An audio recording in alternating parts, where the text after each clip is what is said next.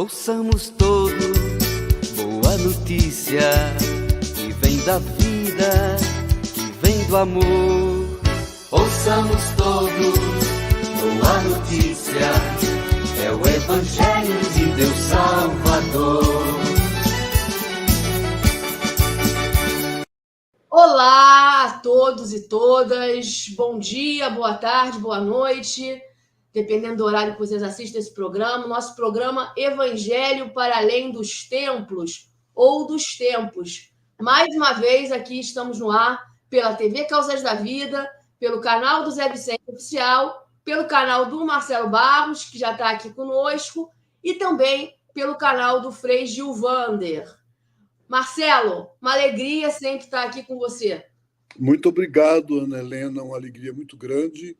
E Darlan, nosso companheiro, está na caminhada da Romaria dos Mártires da Caminhada, né? É o encontro da Irmandade dos Mártires, né? Irmandade dos Mártires. Isso. E nós estamos em comunhão e vamos agora conversar. Pois é. Nesse 15º domingo do Tempo Comum, o Evangelho é Marcos 6, 7 a 13, né? E conta como Jesus enviou os discípulos em missão, né? No Evangelho proclamado no domingo passado, nós vimos que Jesus não foi aceito em sua própria terra, Nazaré. E já que Nazaré fecha suas portas ao testemunho do projeto divino, Jesus então envia os discípulos às aldeias das redondezas, né? Essa palavra enviados é a tradução do termo grego apóstolos, né? E eles são enviados para a mesma missão do mestre, testemunhar que o reinado divino está chegando. Pelo que está aqui nesse relato, o testemunho do reino consiste em curar e em tirar das pessoas a energia negativa, o mal, né? Poderia-se dizer assim. Marcelo, atualize isso para a gente. O que isso pode dizer hoje para nós? Ana Helena, para mim é importante salientar que no processo da gente ser cristão, ser discípulo e discípula de Jesus, há como se fosse 3 etapas, ou 3, não é momentos, mas dimensões. A primeira é do chamado, eu ter consciência de que sou chamado, você é chamada por Jesus, vem e segue-me. Como os apóstolos foram chamados, né? E as discípulas. Isso é a primeira etapa. E o Evangelho diz, chamou para si, quer dizer, chamou para estar junto dele, chamou para a intimidade com Jesus. Só que tem gente hoje no Brasil e no mundo que imagina a intimidade com Jesus, adoração diante do Santíssimo Sacramento, devoções que ficam numa linha de um sentimentalismo individualista, e não é. Aí vem o segundo momento. O estar com Jesus, o entrar em intimidade com Jesus, ele nos coloca no grupo, na comunhão, na comunidade. Os apóstolos não foram mandados 1 a 1, ele mandou 2 a 2 e em grupo. Então, esse é a segunda dimensão, quer dizer, ser cristão é estar ligado em comunidade. E aí vem a missão para todos, para o mundo. Eu fico muito impressionado, Ana Helena, quando leio que para se conversar com cristãos católicos, evangélicos ou pentecostais, que são de tendência fundamentalista, não vale a pena salientar nada que seja social ou político. Eles não querem. Quer dizer, a conversa tem que ser religiosa. Entretanto, quando a gente lê um evangelho como esse, não tem nada especificamente religioso. Jesus está mandando curar as pessoas, livrá-las das energias negativas. Hoje em dia tem um mundo de gente com depressão, né? E também tem toda uma política de ódio, de violência, que é uma energia negativa, e semear a paz, onde chegar a dizer a paz esteja com vocês. Então, essas três dimensões da vocação, da comunhão e da missão, elas são o fundamental do evangelho de hoje. Marcelo, mas se você mesmo diz que no evangelho, você já adianta para a gente que não tem nada que aponte diretamente para essa devoção estritamente religiosa, né, e muito individualista também, né, que temos no mundo de hoje, né? Por que se desvirtuou dessa maneira, né? Por que essa dimensão da vocação, da missão, da comunhão se perderam um pouco no tempo, né? E hoje em dia isso foi tão desvirtuado. Por que disso, Marcelo? Jesus mandou os discípulos às aldeias da Galileia e disse, inclusive, não entrem nas aldeias dos samaritanos, não vão aos pagãos. Quer dizer, ele não mandou fazer propaganda.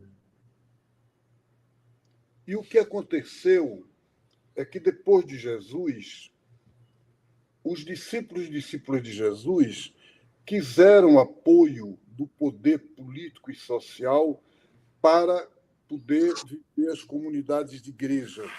E, a partir do século IV, o movimento de Jesus se tornou religião oficial do Império Romano. E, à medida que a igreja privilegia essa dimensão de uma religião cultual, necessariamente ela se isola ou ela tira essa parte profética. Pedro Casaldáliga dizia é preciso passar de uma religião ritual para uma fé profética. Então, houve uma espécie de movimento, vamos chamar assim, inesperado historicamente, que foi a inserção do cristianismo no Império Romano.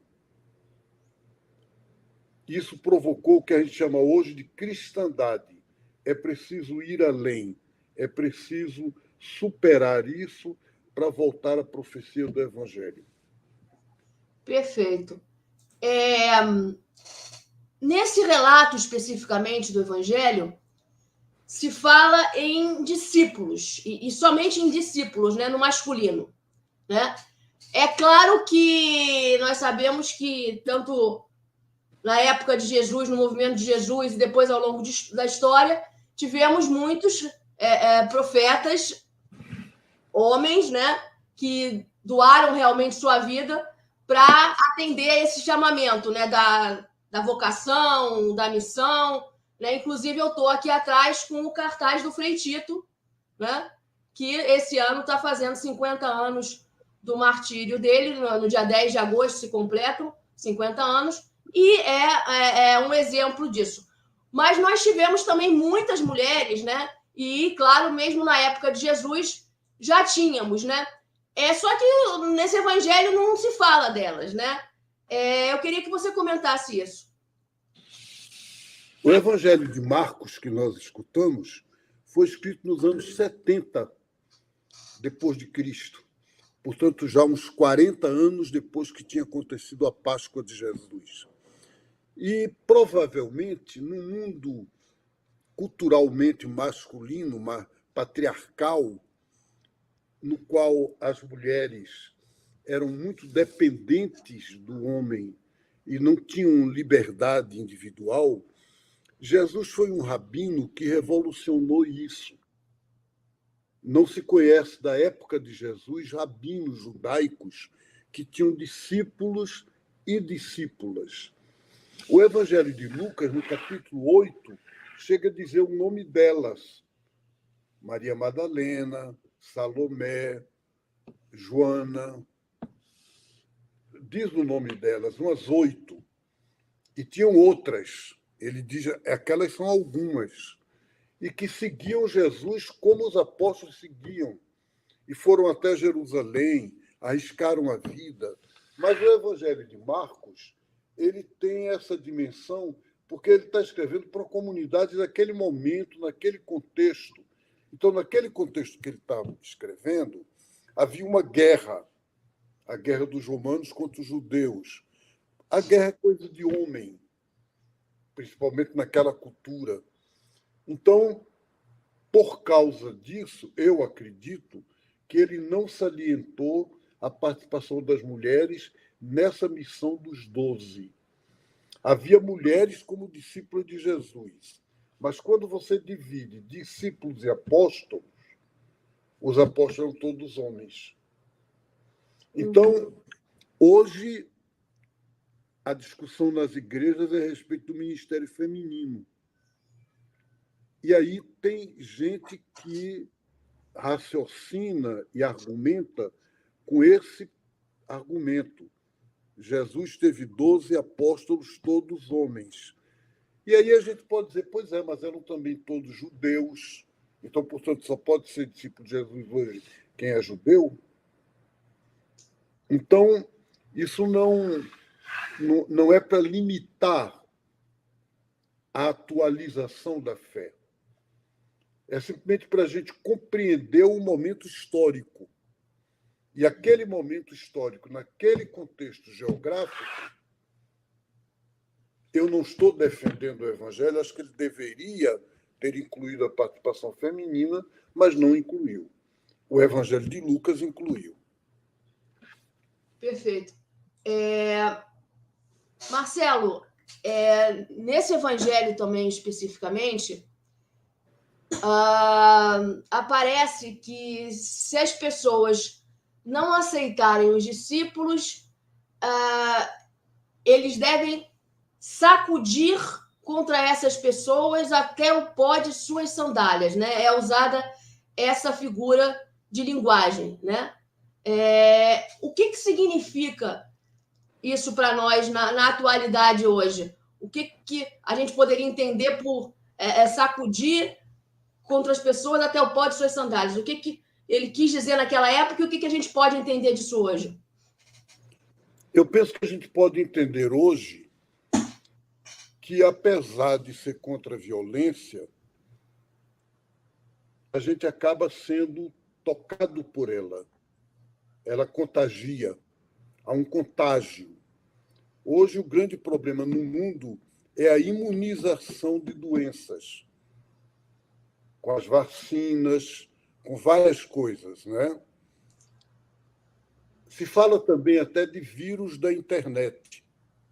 Quer dizer, há contágios. E é impressionante o fato, quantas vezes eu que gosto de cinema me surpreendo, eu que sou absolutamente contra qualquer violência, torcendo pela violência que há no filme, desejando que o mocinho mate o vilão. A gente é natural.